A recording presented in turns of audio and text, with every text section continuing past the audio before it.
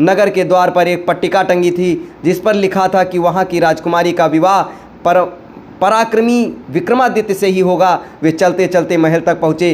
राजकुमारी उनका परिचय पाकर खुश हुई और दोनों का विवाह हो गया। कुछ समय बाद वे कुछ सेवकों को साथ लेकर अपने राज्य की ओर चल पड़े। रास्ते में विश्राम के लिए जहाँ डेरा डाला वहीं एक सन्यासी से उनकी भेंट हुई।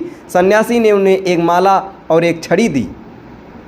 उस माला की दो विशेषताएं थीं। उसे पहनने वाला अदृश्य होकर सब कुछ देख सकता था तथा गले में माला रखने पर उसका हर कार्य सिद्ध हो जाता था।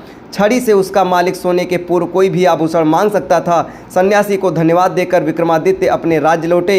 एक उद्यान में ठहरकर संग आए सेवकों को वापस भेज दिया गया तथा अपनी पत्नी को संदेश भिजवाया कि शीघ्र ही उसे अपने राज्य बुलवा लेंगे।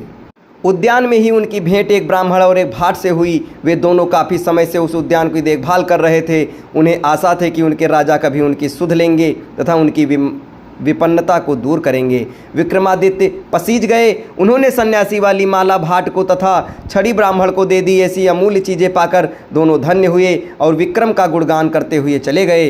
विक्रम राजा दरबार में पहुंचकर अपने कार्य में संलग्न हो गए। 6 माह की अवधि पूरी हुई तो पुरुषार्थ तथा भाग्य अपने फैसले के लिए उनके पास आए।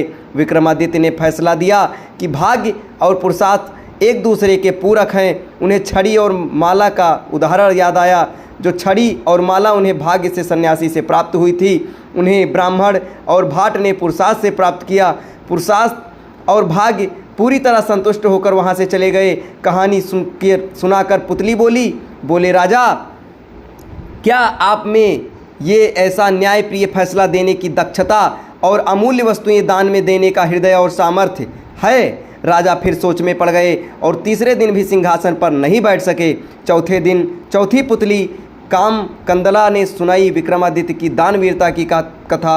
आपको कामकंदला के द्वारा सुनाई गई दानवीरता की कथा अगले वीडियो में बताई जाएगी। तब तक हमारे साथ बने रहें। धन्यवाद।